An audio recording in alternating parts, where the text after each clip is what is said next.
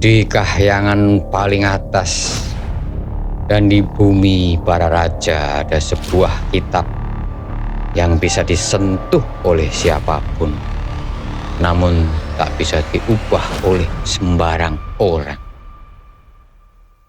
Kitab apakah itu? Inilah dongeng wayang dunia ketiga.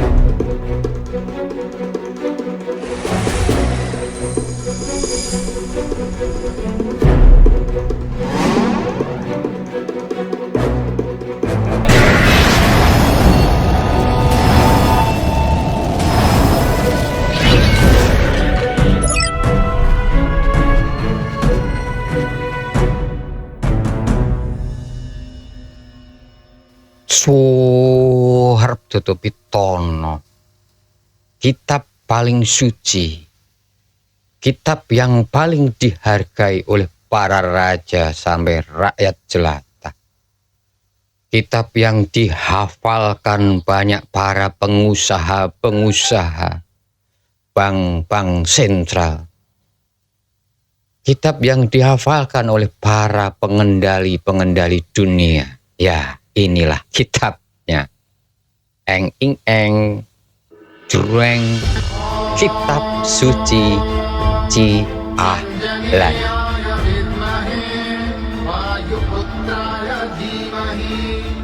Kitab suci Ci Ahlan adalah kitab petunjuk rahasia bagi para penguasa kerajaan. Isinya tentang cara mengatur uang tanpa harus menanam padi, cara mengatur pajak tanpa harus turun ke sawah, dan cara membuat rakyat percaya bahwa uang itu lebih penting daripada lahan yang kamu garap, tanah yang kamu kerjakan, kebun yang kamu garap, rumah yang kamu tinggali, bahkan air yang kamu minum. Kocap ketika kitab suci Ci Ahlan diterapkan secara penuh pada kehidupan kerajaan, maka bencana pun datang. Bencana datang.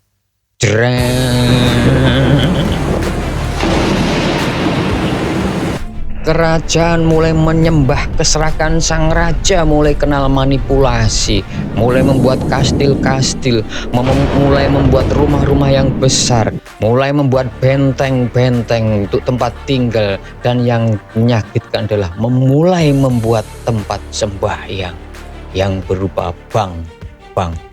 Bukan bank yang berdiri untuk melayani rakyat, tetapi bank yang rakus mendolimi rakyat atas nama pajak. Lewat aneka aturan yang ada di kitab diterapkan dalam kehidupan, maka tak ubahnya seperti naga menelan kambing.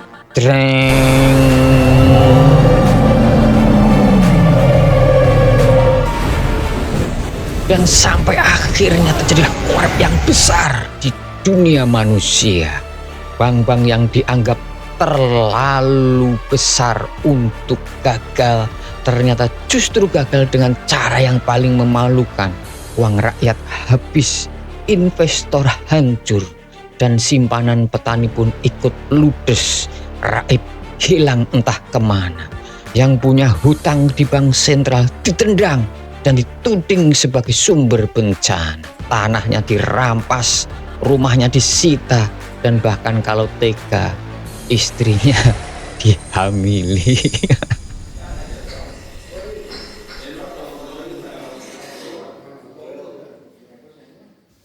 Bapak pocong dudu watu dudu gunung. Bapak pocong dudu watu dudu gunung. Bank-bank yang bangkrut kemudian diselamatkan. Maka terjadilah goro-goro.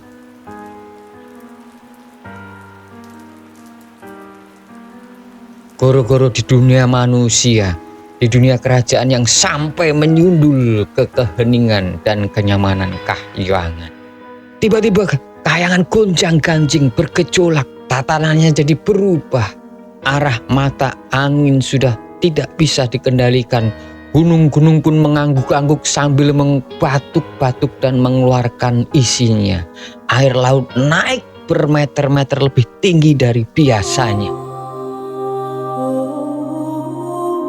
Semua demi ambisi menyelamatkan Bang dengan alasan demi terjaganya kitab suci Ci Ahlan. Bumi gunjang ganjing, langit kelap-kelap.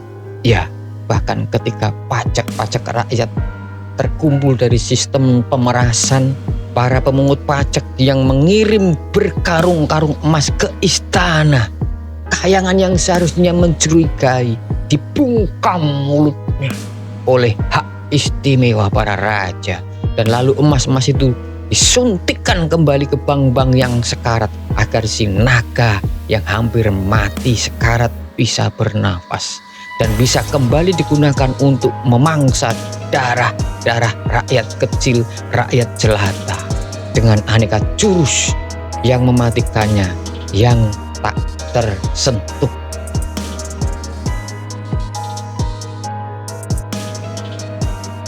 Dan bahkan ketika si naga Bang lemas lagi dan demi kelangsungan nyawa para bankir, akhirnya para penguasa membuat sebuah gerakan aturan suci yang katanya tak bisa diubah tiba-tiba lentur seperti karet. Asalkan yang meminta adalah kerajaan-kerajaan besar, maka kahyangan wajib dibungkam. Puncaknya yang jauh di sana, kerajaan elang botak yang sayapnya membentang dari benua ke benua menemukan cara licik mencetak duit tanpa jaminan emas.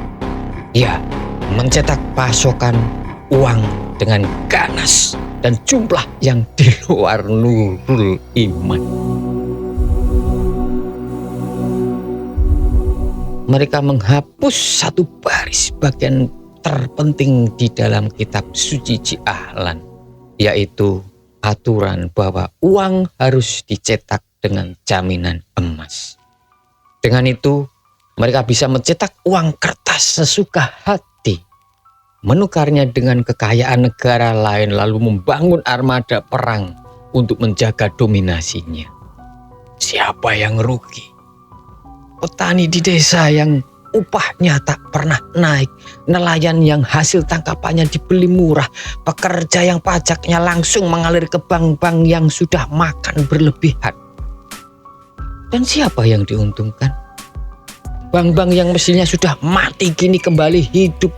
Para penguasa yang mengakali kitab suci Ci Ahlan dan kerajaan elang botak yang kini memegang kendali seluruh arus perdagangan dunia. Kitab suci sudah tidak suci lagi, sudah ternodai, dan namun rakyat dibuat tak paham, dibutakan hatinya, matanya, pengetahuannya, dan terus ditekan, dan akhirnya sang rakyat pun bangga dan senang menerima tekanan, dan bahkan kadang-kadang mengiba kepada raja untuk menekan dirinya, baik secara fisik maupun secara halus. Di tengah semua itu, muncullah sosok asing, Satoshi.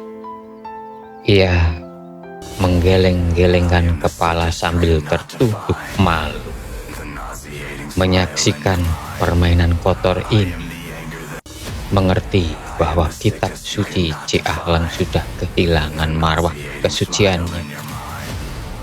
Dan dia tahu bahwa kitab suci itu hanyalah sebuah alat untuk para raja-raja yang berkuasa, berguna untuk menekan dengan dalih surga dan kesabaran, dengan benih cinta dan berbagi. Namun kamu bisa melihat kebiasaan sang raja yang amat sangat jarang berbagi, dan bahkan mengelabui mereka hingga rakyat pun bangga ketika mendapatkan tekanan dari sang raja. Ong, ong, ong. Surem-surem diwangkara kingken, tutur sedih sekali lagi aku kumandangkan Satoshi ngomong dalam hatinya, dengan senjata biasa adalah mustahil mengubah keadaan dan situasi ini. Maka ia pun mulai merancang sesuatu yang tak bisa dibeli, tak bisa diubah, dan tak bisa dikendalikan.